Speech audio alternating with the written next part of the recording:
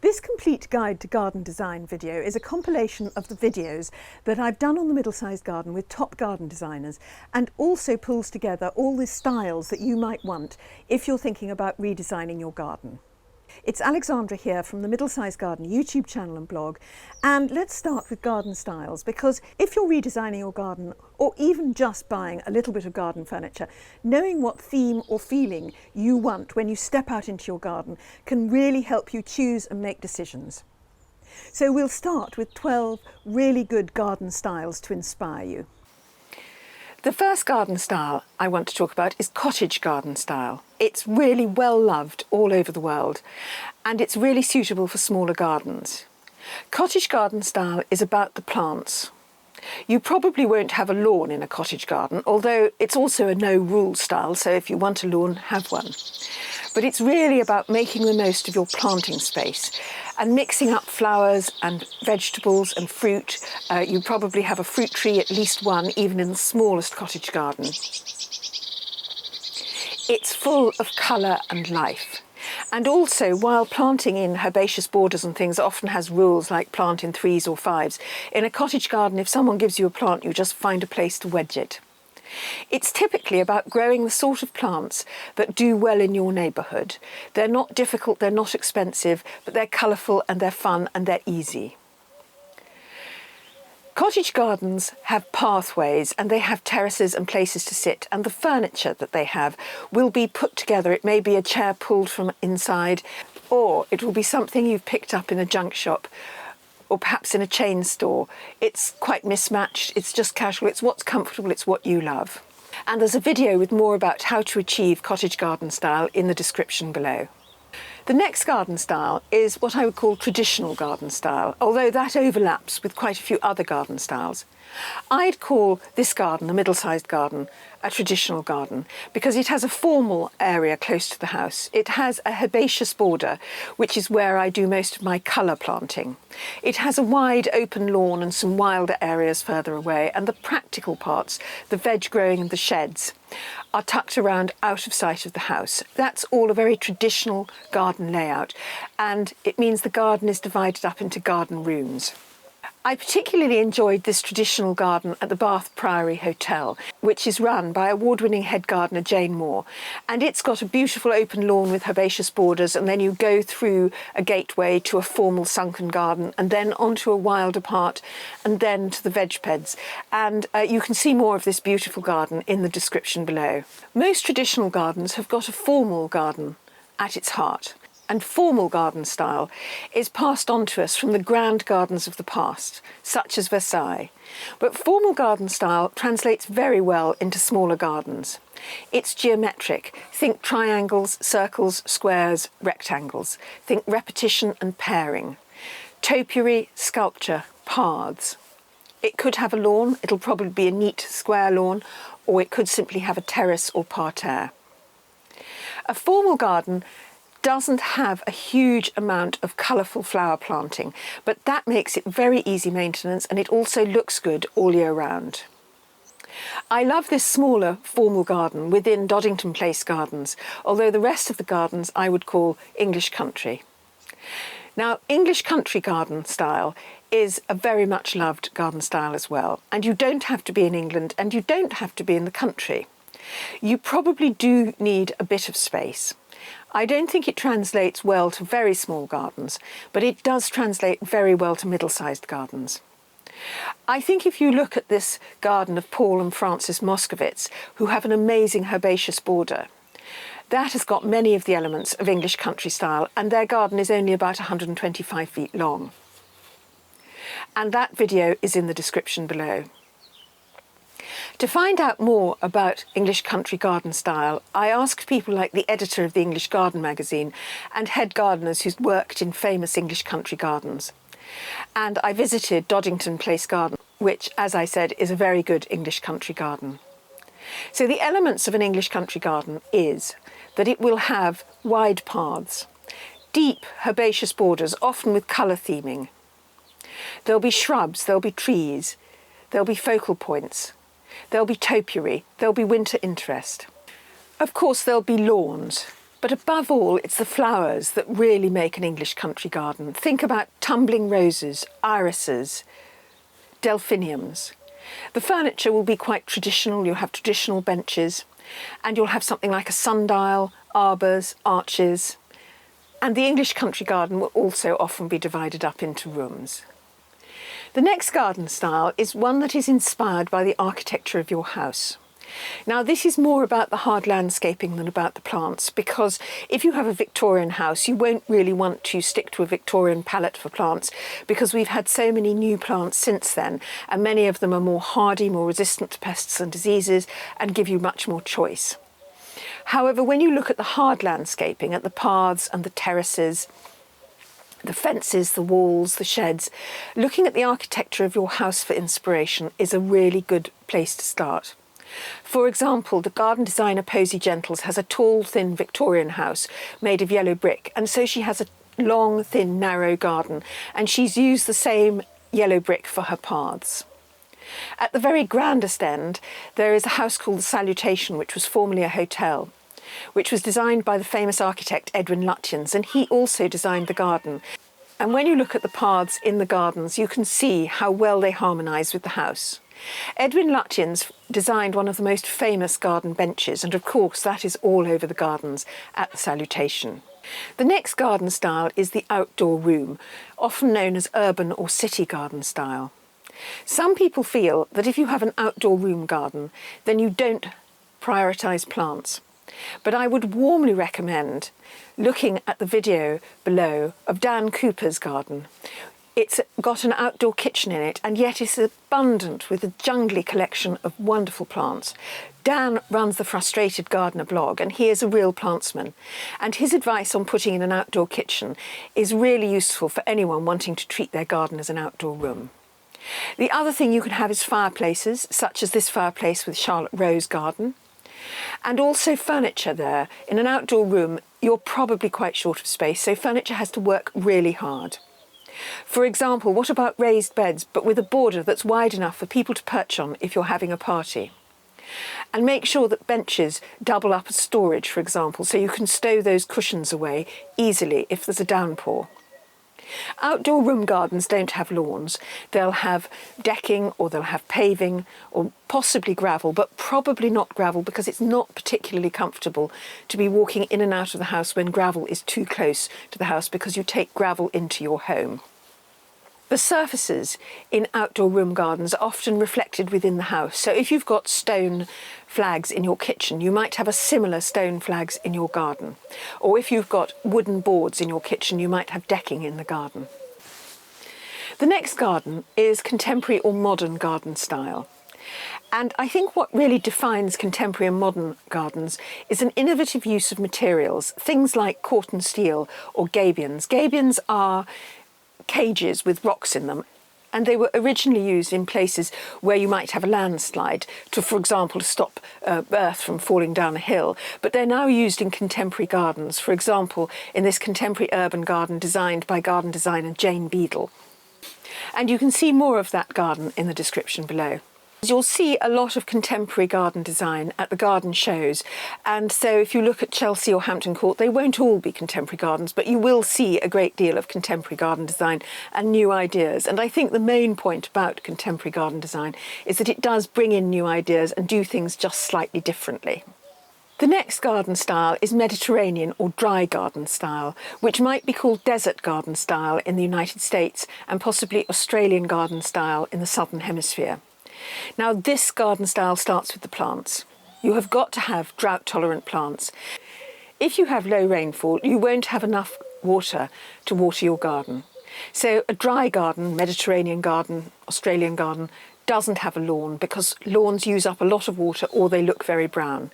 So that'll probably be gravel or shingle and rocks. And the gravel or shingle will act as a mulch to retain water in the soil. Dry gardens tend not to have paths because the gravel, of course, and the plants just tend to sort of weave between each other, and in a sense, almost all of it is a path. There's a brilliant dry garden in Essex near me, and it's the Beth Chatto Gardens, and there's a video in the description below with more about how to create a dry garden. But one word of warning, if you have a lot of rainfall, this is not a good garden style for you. Quite closely related to dry gardens and using some of the same plants are coastal gardens. However, some parts of the coast do have quite a lot of rainfall, and what you may be looking for is plants that are wind resistant rather than drought resistant. Once again, this is not really a style that has a lawn, because you'll probably be doing shingle or gravel or something like that, and the plants will be growing directly out of it. But you may also have raised beds, because if you're gardening on the coast where you've perhaps got a very sandy soil, you would want a raised bed which you could fill with proper soil and then grow things like vegetables on it. Perhaps the real distinction between dry garden and coastal garden is that the furniture and the ornaments in a coastal garden will reflect the sea, or they'll give you the impression that they've somehow washed up on the beach. They'll be quite weathered, they'll be quite old. And of course, because coastal communities have often gone through times of poverty, they will in fact have this sense of recycling and upcycling and never throwing anything away and just making it all work for you. I live quite near to Whitstable, which is a village that has some lovely coastal gardens, and they're open once a year for the National Garden Scheme, and you can find out more about that in the description below. And then there's the exotic or jungle garden, the tropical garden. Now, if you live in a temperate climate, you can still have an exotic or a jungle garden.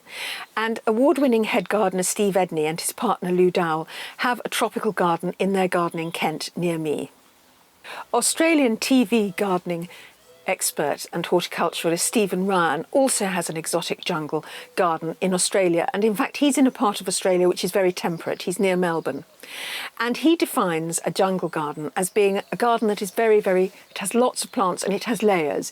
You'll have plants like palm trees or tree ferns at the top layer, and then you'll have underneath those planting and then lower planting. But a jungle garden has very dense planting and it has a lot of leaf contrast.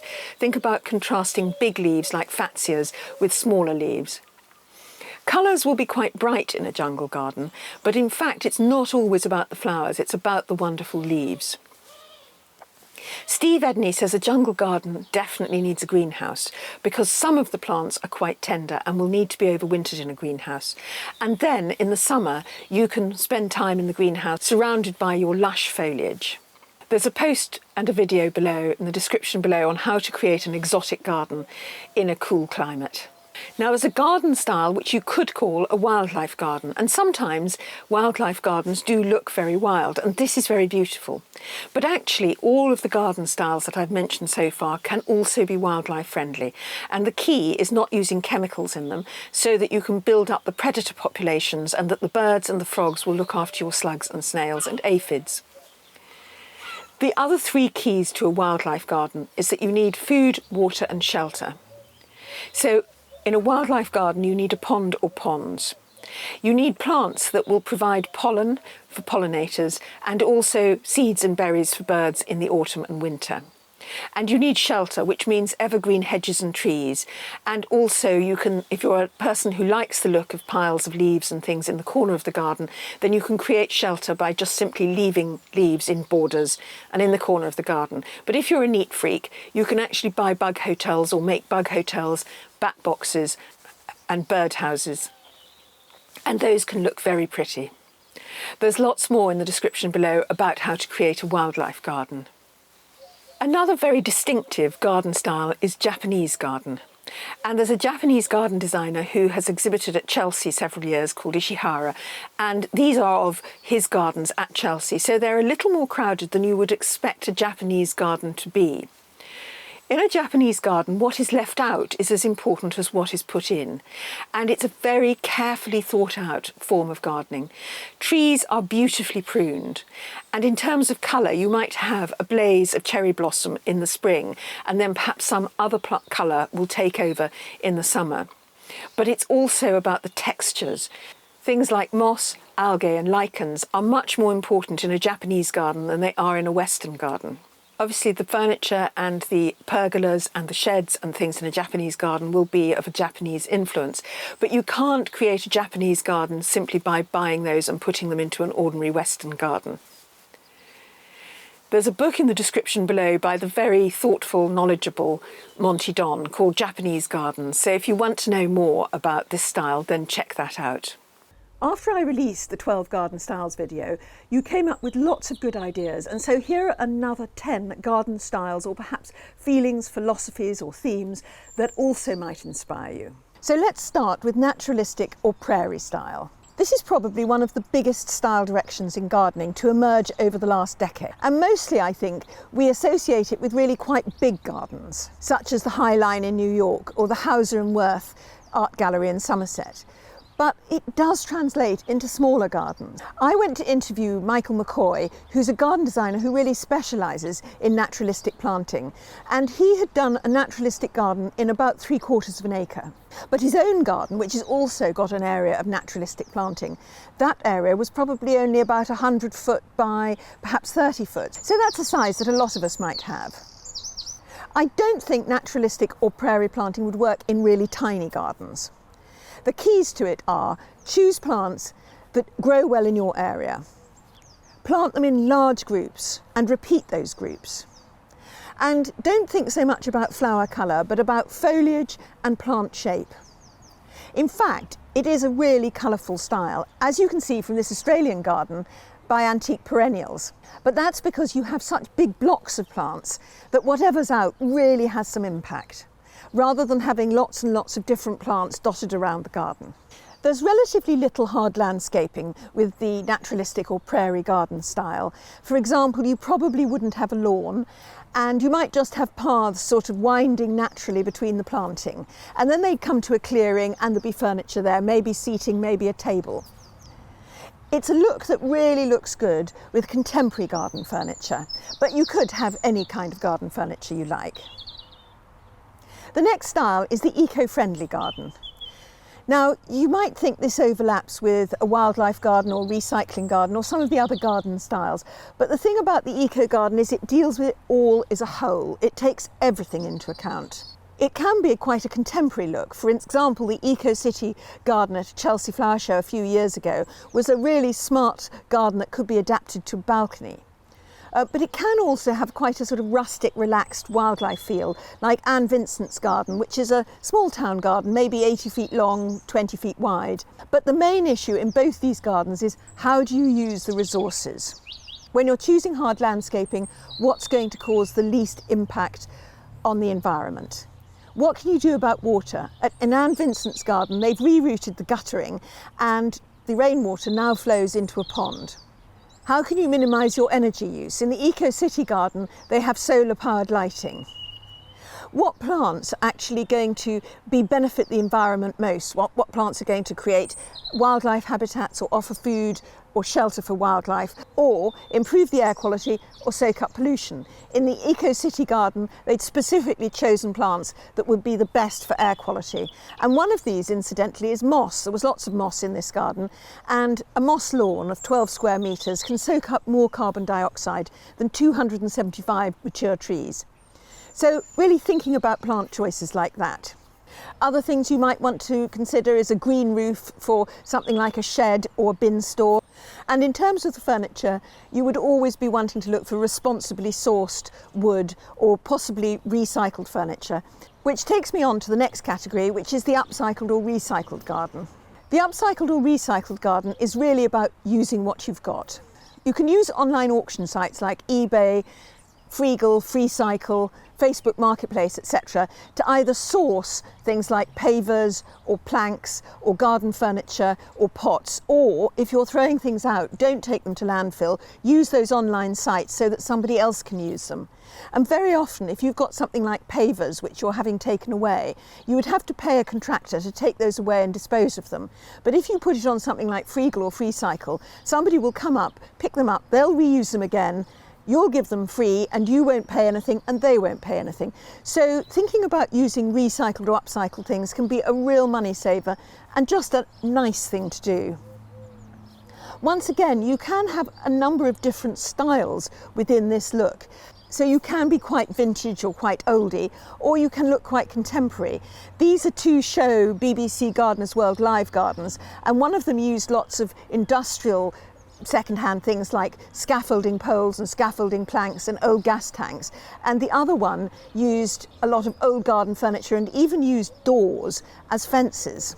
The next garden is the plant lover's garden, and this is where the plants come first. The plant lover probably hasn't got a lawn because that's taking up an area that they could plant. So it'll be paths winding between the planting. And of course the main thing will be to find that extra special, interesting plant that nobody else has got. And probably the best plant lover's garden I can think of is Stephen Ryan's. Stephen Ryan is a horticulturalist and he's a plant grower, and he also is one half of the Horticulturalist's YouTube channel. And that's a channel that really is all about finding absolutely the best plants so that your garden is just a little bit more interesting than the next door person's garden. And it's great fun, and it's full of really valuable plant information. So if you're a planty person, I definitely suggest checking it out. Stephen's garden, which is almost a sort of jungle of plants, nevertheless, it does visually tie in very well because the sheds and the house are all in the same kind of architecture, and there's quite a story to that, which I'll put in the description below in a video. And now, of course, there's the city or courtyard garden. This is one of the ones which was one of your comments, and someone said, well, what about the city or courtyard garden as a style? And to be honest, I don't think it's a particular style. I think it's the definition of a space. But I think it's worth considering when you're thinking about garden style, because it's so important to have a word or feeling or phrase that really sums up what you want from it. A city or courtyard garden is very small, and so you can see everything all at once. So if you want it to really pull together, it probably has to work with some kind of big idea. Once again, you can be quite rural about it. You can have lots of cottage garden flowers and a comfy little bench. Or you can have a really smart fireplace with fabulous evergreen planting, like in this city garden by Rowe Garden Design. Another of your suggestions was the rock, mountain or alpine garden. And a couple of people said, well, in South Africa we have a South African mountain garden, or we have a Rocky Mountain garden in the States. Here in Britain we have the rock garden, which came to fruition in the Edwardian era. And originally it existed as part of a huge garden. In fact, it's such a good solution for anyone who's got a slope in their garden. I've got a video on rock garden style, which I'll put in the description below. But there are two keys to making it look good, and one of them is, if possible, use the rocks that are locally available. If you obviously live in Yorkshire, you've got these fabulous mountains and hills around, but if you live like I do in Kent, which is not known for its mountains, but nevertheless, this garden at Doddington Place Gardens actually does use local Maidstone rock. You'll always have to choose quite drought-tolerant plants for a rock garden because water just goes downhill. There's just no doubt about that. But once they're established, of course, they won't need watering. Woodland garden style is the next one. Many ground gardens have got a woodland area, but once again, you really can adapt this to a smaller garden. If you've got a long, thin garden and you've got some trees at the end, that's a woodland area. And of course, now that we all realise how important it is to maintain trees, particularly in towns and cities, you could actually have quite small gardens with a woodland garden theme. If you've got established trees, it's quite a good idea to actually keep them unless there's something dangerous or really inappropriate about them, because it takes a tree a long time to come to maturity, and a mature tree is so valuable for the environment. However, if you're thinking of planting trees, do try to find out what native trees are in your area and plant those, because ultimately native trees are always much more valuable to wildlife. Woodland garden is another one where you won't want to have straight paths and smart areas. It will tend to be curves, it'll tend to be winding between the trees, much more natural feel. And of course you may well want to go for wooden garden furniture, although it's always a good idea to check that it comes from a reliable and responsible source. The other element that's really important to think of in a woodland garden is that it has layers. Literally, the top layer are the trees, the layer underneath is the shrubs, and below that you've got the ground cover. And that's the way a forest or wood naturally works. So that brings me on to the native plants garden. Once again, this doesn't actually have to be a garden style as such. However, if you start getting interested in your native plants, you will start looking at the natural landscape where they grow. And very often, particularly if you live in a rural area or your town is quite close to the countryside, you'll want to start reflecting that style in the style of your garden. But you don't have to. You can actually grow native plants within almost any other garden style. I visited the Heronswood Garden at the Diggers Club, and that was originally designed as an English cottage garden style, but it's on the Australian Mornington Peninsula. And the head gardener, Bill Bampton, actually plants it up with as many native plants as he can, while keeping to that English cottage garden feel. So you can adapt native plants to anything that you like.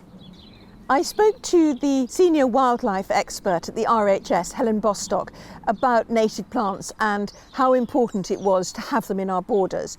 And they've done quite a lot of studies at the RHS, and what they came out with was that native plants will always be more beneficial to your wildlife than imported plants. However, sometimes some other plants from other parts of the world can be extremely useful because they may flower earlier or later and extend the flowering season, and also sometimes wildlife will adapt to a particular plant. So don't feel you always have to have native plants in your garden, but it is a good idea to increase the number of native plants you grow. Another of your suggestions was the rustic garden. Now, a rustic garden is not the same as a country garden. One of you in the comments described the rustic garden as with a big old tree and lots of farm implements hanging around as ornaments. And I sort of think that's a wonderful vision. For example, this very stylish garden belonging to garden writer Francine Raymond reuses wonderful agricultural troughs and feeders as planters and uses old sinks and tanks. So the idea is you're using some of the agricultural stuff that maybe just lies around a farmyard. And then, of course, we've got the edible garden, food forest, potager, that whole area of growing vegetables.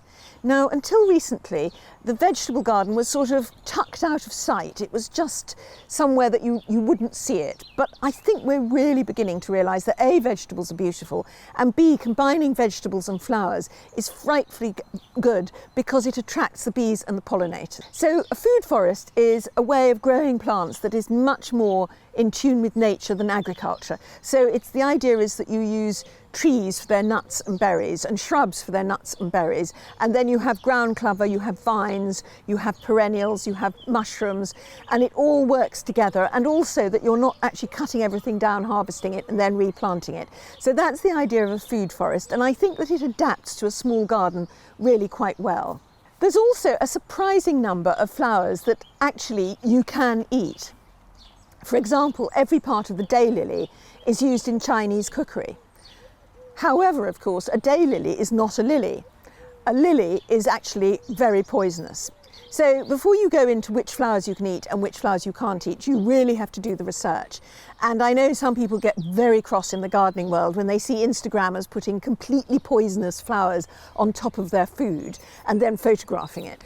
But of course, once you've got an idea of what overall theme you want, you then need to start thinking about the practicalities. So I talked to award-winning garden designer Pollyanna Wilkinson about how you start redesigning a garden if you're not a garden designer. So how do we start if you're not a garden designer and you just want to change your garden around? How do we start doing that? So we're going to start by measuring up our garden. I recommend you actually take a quick look on Google Earth. It can be really helpful just to get an idea of the shape, because sometimes your garden is a different shape to what you actually think. So first up, let's measure up your garden and then draw it out. It doesn't need to be fancy, just on a piece of paper. Then what we're going to do is look at sunlight. So maybe you like sitting in the sun, maybe you like sitting in the shade, but we need to understand where the light falls in your garden so we can plan where your seating areas are going to be, and also so we know what plants can go where in terms of sunlight. Then we're going to think about maintenance. And I think this often gets forgotten, but are you a gardener, or do you just want to enjoy your garden and not really spend every weekend working at it? So we need to consider how many plants we're going to put in and what kind of plants. And then finally, when we're thinking about how to plan it, we're going to think about how you want to use your space. And this is probably the most important piece. Are you going to use it to entertain? Is it for kids to play in? Are you going to work in it or exercise? There are so many different things and everyone's different, but you need to consider its use because that will inform what you put in your garden. I've heard advice that when you're actually starting to plan it out, you should put the largest features, sort of things like a swing bench or perhaps a terrace or a table or something like that first, or a tree. So would you say, and then you fill out the rest around that. What would you say to that advice? I like quite a holistic approach where once we've drawn the plan, you're thinking, what are those key features? So they might be large, but they might be small, but it's what is the most important thing. So if you're wanting, for example, a large dining area, then we need to map that out, as you say, quite early on. But also we need to think, where's the trampoline going? Where's a football pitch? Where's an outdoor kitchen? So those key elements that are non-negotiables for you need to be mapped out first. But it needs to all feel cohesive. So that's why I always recommend that we do this 2D, looking down, lay out the space, and then fill in the gaps.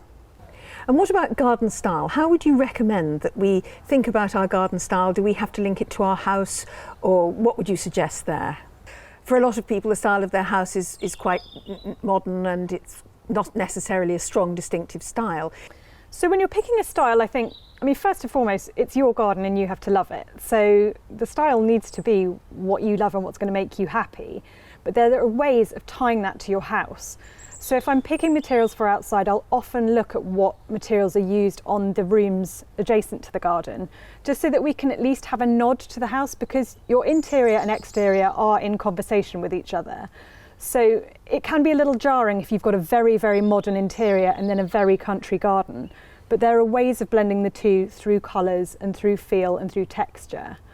So I think most importantly, as I said, think about the style that you love, look at your house and your interior and how you can translate that feel outside, inside, and you can always mix things up with planting.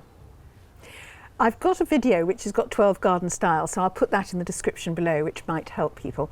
But you mentioned materials. Now, is there any other advice that you need to give when people are choosing materials for things like paths, fencing, etc.? Definitely. So when it comes to urban gardens, where most of us have fences, like I do, I always recommend going dark. This really works well in urban gardens, because if you paint a fence dark, it recedes and it means the plants really pop in front. So I would certainly consider that. It can feel a bit scary, but you just have to lean into those dark colours. When it comes to materials, it's also worth remembering that not all paving is created equal, and it's really worth doing your homework. You've got natural stones, which are going to age. They're more porous, but I think, you know, they're natural, so there's a real appeal to them, and they're going to age into your garden. And then you've got the man-made options, such as porcelain, which is a really no maintenance option, but it's not going to have that charming aged character. It's going to remain more or less after a jet wash, as is. And what about things like gravel? Do you have a view on whether gravel is a good thing? People, I know, see it as a cheap option, but personally, having had gravel in my garden, I know you have to top it up every 5 years. I use gravel a lot in gardens because it's a great option. It's brilliant for drainage, and it's a lovely choice when maybe you've got paving, you've got lawn, you've got planting, and you just want to fill in some of those gaps. And it can be a really nice contrast with stone if you match the colours too. I think it's important to think about what size gravel you choose. Obviously too small and it's going to get stuck in your shoe, and too big can look wrong in the wrong space. It's more, you know, the larger gravels go for example, a driveway. But one tip I would say is it's great to have it on a stabilisation grid, because that just levels everything out and it stops the migration of the gravel. So what about plants? What do you think people really need to remember about plants when they are choosing them? So it's really easy to focus on the fun ones and all the flowering plants for spring and summer, but actually we need to start with our structure. So when I'm doing a planting plan, I'll always think about the structure first, and structure usually means trees and shrubs, particularly evergreen shrubs. So that needs to go in first. Yes, it's more of an investment, but without it, your garden is going to look very boring for 6 months of the year and fabulous for the other 6. So we start with the evergreen structure and the trees. Think about height. You don't want everything to be this level. You know, you're thinking the trees need to bring the height, shrubs will bring the medium, and then you've got what I think is the funnest bit, which is the perennials. So those are the things that are usually going to die back in autumn and winter and then come back full force spring and summer. And then finally, you've got your bulbs, which are often overlooked and are vital because we live in a cold and dark country, and it's really lovely to have that spring zesty colour injection in March, April, May. So by planning your bulbs carefully, you can get a lot of colour for 3 or 4 months of the year. And of course we haven't mentioned annuals, and of course I don't know if you use a lot of annuals. You've got a wonderful perennial garden here, I can see, but annuals, just for people who don't know, is plants that flower, set seed and die all in one year. They don't come back. What do you think? Annuals are absolutely brilliant if you're a gardener. I think I tend not to specify them where people are asking for a low maintenance garden, because exactly as you say, they need replacing every year. But they are brilliant, exactly as you've suggested, for filling those gaps, particularly in late summer, and I wouldn't be without cosmos. But if you're going to have annuals on a regular basis, you've really got to be someone who likes that whole business of buying small plants and bringing them up and deadheading them and then pulling them out at the end. So what about a colour scheme for the plants? So I tend to think of colours in terms of the seasons. So I'll certainly have a colour scheme in mind for that spring-summer flow where everything's at its most colourful, and then I'll also start thinking about what's going to be in colour in autumn and in winter if we think about things like dogwoods. So it might be that there's an overarching theme, such as clients will often say that they love either a green and white garden or they absolutely love purple, and I'll try and weave that through. But it's more for me about the seasonal colour and making sure you've got colour in spring, colour in summer, interest in autumn, and then evergreen interest in winter. So it might be, if we're going for, say, let's say purple and white garden, it will mostly be purple and white, but it can be really nice just to add in a few pops of orange, because that can really offset the purple as well. So it can be an overarching theme, but it doesn't mean it has to be really, really strict. And what about things like hedges, fences, walls, boundaries generally? So in urban gardens, most of us have fences, as I've said, so I would always go for a dark colour fence in an urban garden. So where possible, if you have fences, think about going dark and then think about growing plenty of climbers. Evergreen jasmine, Trachelospermum jasminoides, is an absolute classic for this. It will grow in most aspects, it smells amazing, and it will cover a fence so that you've got a beautiful green wall. When it comes to hedges, I absolutely adore adding hedges, and it can be trickier in an urban garden where space is at a premium. But in larger gardens, I would absolutely always encourage that we use hedges as boundaries, not only because it looks beautiful, but it's also friendly for wildlife. And walls presumably would be quite expensive. I mean, beautiful, but quite expensive to build if you haven't got one. Absolutely. I mean, I'm a sucker for a dry stone wall. If I could have dry stone walls everywhere, I would. But as you say, that can come down to a budget. So how do you sort the paths in a garden? Paths in a garden, that's interesting. So, I mean, as with all gardens, you need to consider your journey. Is that journey over a lawn, or does that journey need to happen over, as you say, a pathway? Is up for debate. If, for example, you've got an office at the end of the garden, you need to choose, do you want to walk over lawn in the winter and get dirty shoes? Or do you want a pathway, which means sacrificing some of the precious lawn that I know people are usually quite keen to hold on to? So with pathways, I always think keep them to a minimum, and they should be for a reason. So I don't like to have a pathway just for the sake of having a pathway. For me, they are a means to get to other areas of the garden. And presumably, of course, that means that in a way, once you've drawn up your features, the path should be fairly obvious. Do I need a path here? If I do, it goes from A to B. Exactly. And some don't need to be great big paths. Sometimes it can be a little bit more secretive.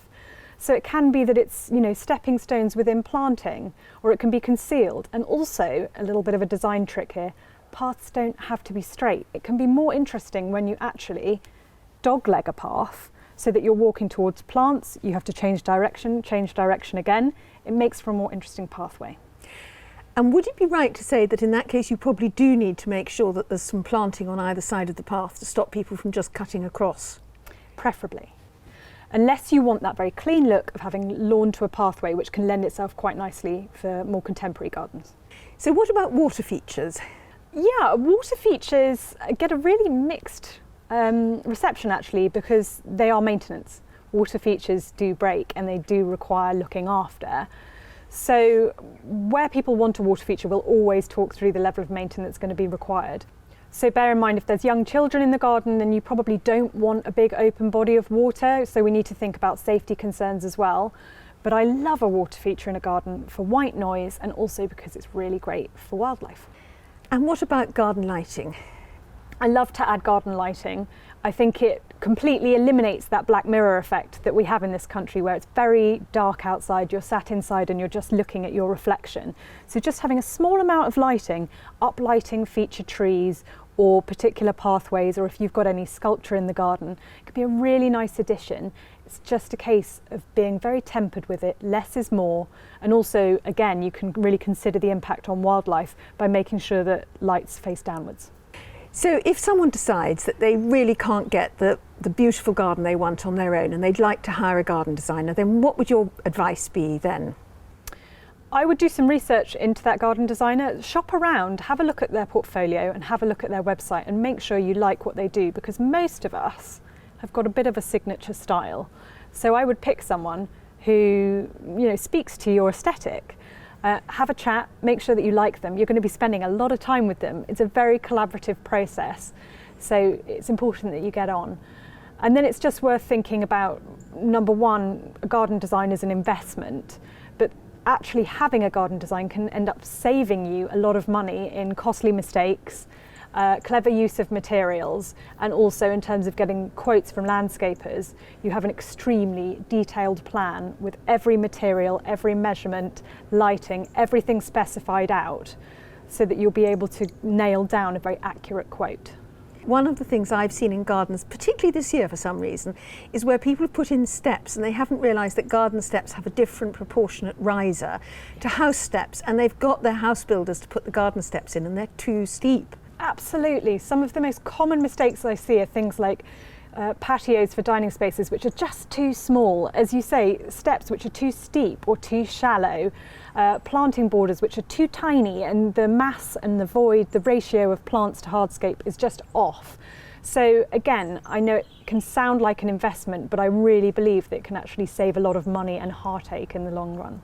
And speaking of money, I know these things is very much what you need, where you live and everything like that. It's impossible to put a price on it. But sometimes there is a sort of calculation that people make in terms of a percentage of the value of your house. What about that? Yes, I mean, most estate agents say that doing your garden up can add 10 to 15% of the value of your property. And so in terms of spend, it's not unusual to expect to spend about 10% of the value of your property on your garden, but that's a very rough guesstimate. I also talked to one of the leading garden design companies in London, Rowe Garden Design, where Rowe and Tomoko Kawauchi gave me tips on the 5 best tips for garden design, and also 2 mistakes that people often make if they're not garden designers and are well worth avoiding. Charlotte and Tomoko say that there are 3 things that are very important when people come to them to have their gardens designed. And number 1 is the taste and style of the owner. Number 2 is the architecture or the interior of the house. But number 3 is the function and the structure of the garden. That's very much the hard landscaping. It's things like paths and terraces and where you put somewhere to sit. It can be ponds, it can be paving. And of course, this is the really expensive stuff. It's the stuff that's difficult to change. So it's really worth getting it right first time. So garden design tip 1 is put function and structure first. Make a list of what you need to do in your garden, what you can see, where the sun falls, and anything else that you think is relevant. Well, the first thing we do is just discover what the clients do, their lifestyle, what they need in a garden, their family makeup, etc. And we work out the functionality of it. One of the key things is to look at the light as well and the way you use the garden. So if the area close to the house doesn't get any sun, there's no point creating a terrace there. We would much prefer to create a terrace somewhere else, probably further down the garden, to create a destination, a journey. Reading on what's there on site is very important. Existing trees, could be where the light travels, it could be the nice view to look at, that's also important. You want to place the terrace wherever possible that the best view is. But also having a shade is important for dining terrace, for example. While if you're designing a seating terrace, you want to place it where it gets the westerly sun. I used to write about interiors and I interviewed a lot of interior designers. And with interior designers and garden designers, this issue comes up quite a lot because we as amateurs, that's me and perhaps you, tend to get very fixed on a certain thing, like a piece of furniture that we definitely want to use, or a planting design, we want a particular colour scheme in our planting. And The rest of the garden we kind of lose track of, and it becomes about what shall I have here or where do I put this? Whereas the professional designer will take a step back, look at it all as a whole, and also see some of the problems like, have you got sloping ground? What about drainage problems? Could there be flooding? And of course, what about services, things like electricity or water? We can see the space in a bigger scale. Well, if you, as a client, you probably focus too much on what plants you want to have or what furniture they want to have, I don't know. But as a designer, we see the space as a whole, one large space. You obviously need training to do a proper scale drawing of a garden design. But if you just take a piece of paper and draw out what garden designers would call a bubble plan, just looking at where you might have the terrace, where you might have a seating area for a drink in the evening, storage, play areas, practical areas, and don't forget to include what you see, because a view isn't always rolling countryside. It could be a church spire, it could be a neighbour's tree, or it could be something you don't want to see, like an ugly street lamp. Tip 2, think laterally. Think across the garden, not down the sides. Now, particularly if it's in town gardens and medium-sized gardens, quite often they're either too narrow or too wide or whatever.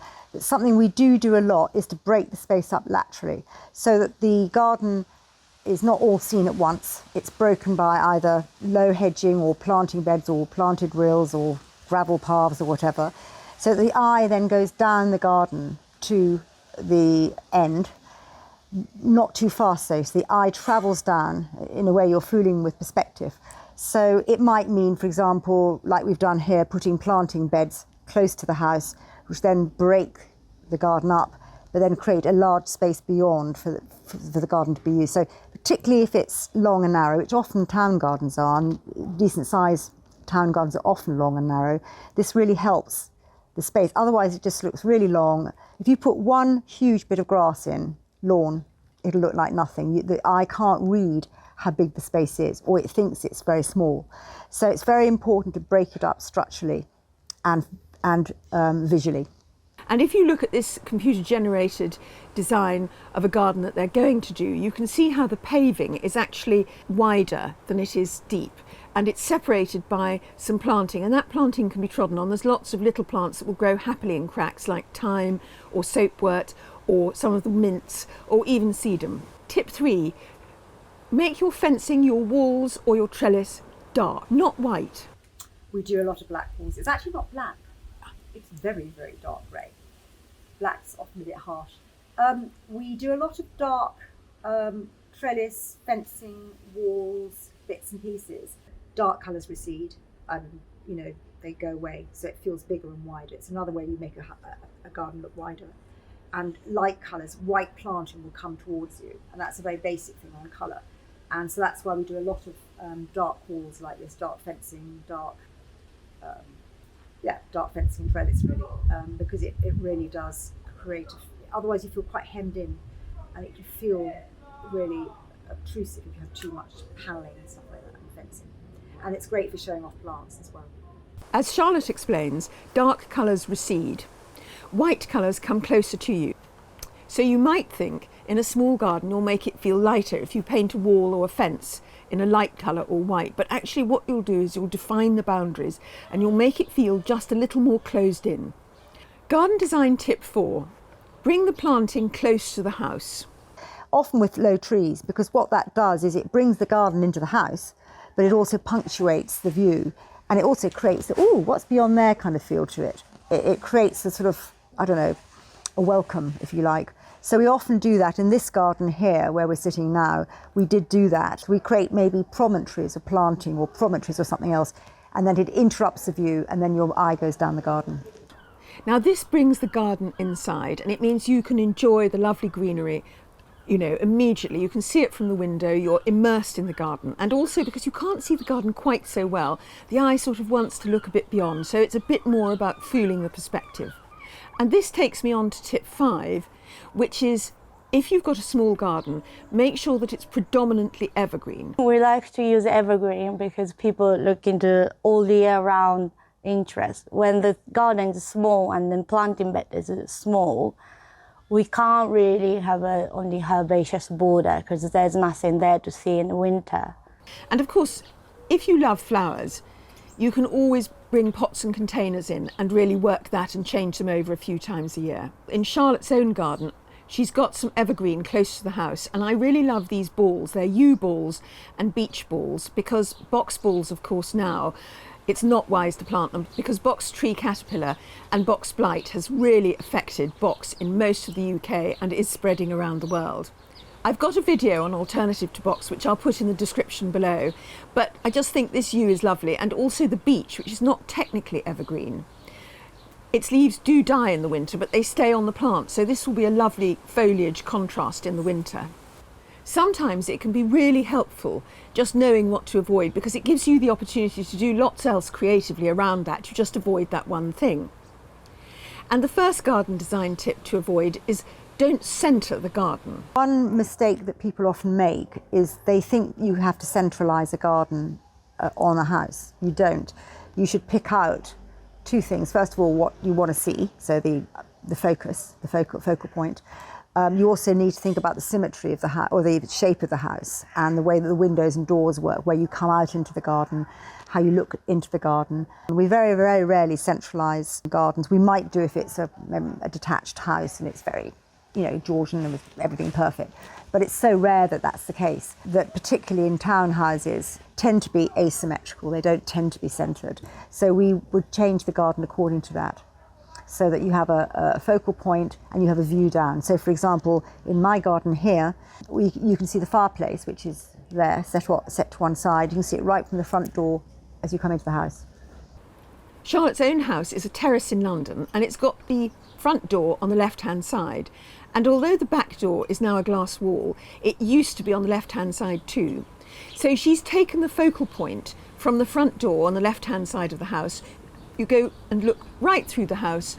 In the garden, the main focal point is the fireplace, and that's on the left-hand side, lining up with the front door and what would have been the back door.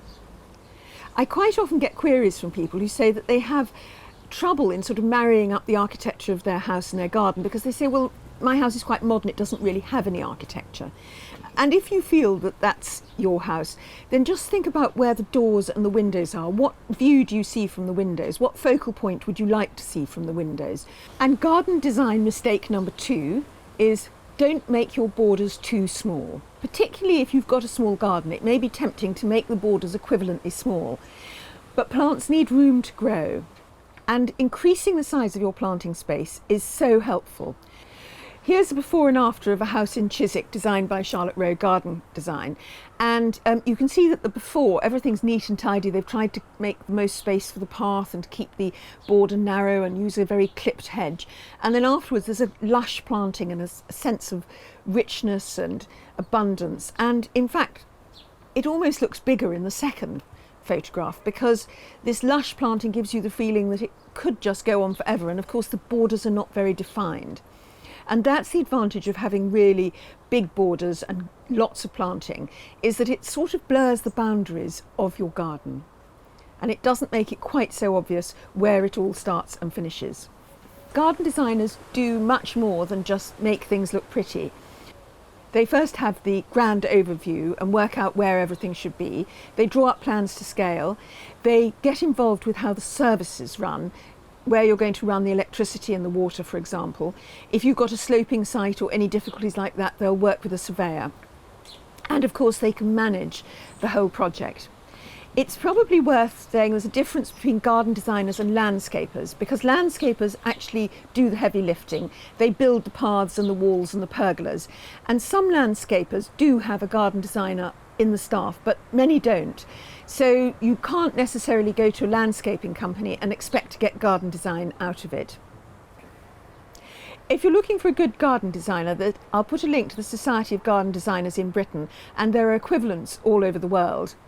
And you can usually find a member, and then that will certify that they have a certain standard of practice and ability. Now, all these tips and ideas apply whatever your size or shape of garden, but people often like to see exactly how it applies to their garden. So I'm going to ask leading garden designer Posy Gentles to take us through how you adapt the principles of garden design to a wide, shallow garden. So Posy, tell me how you approached this garden. Andrew and Karen's garden was very wide, wider than it was long, and they have at the back a huge glass window. When I first saw it, they'd made a terrace which went across the garden, seemed almost halfway up.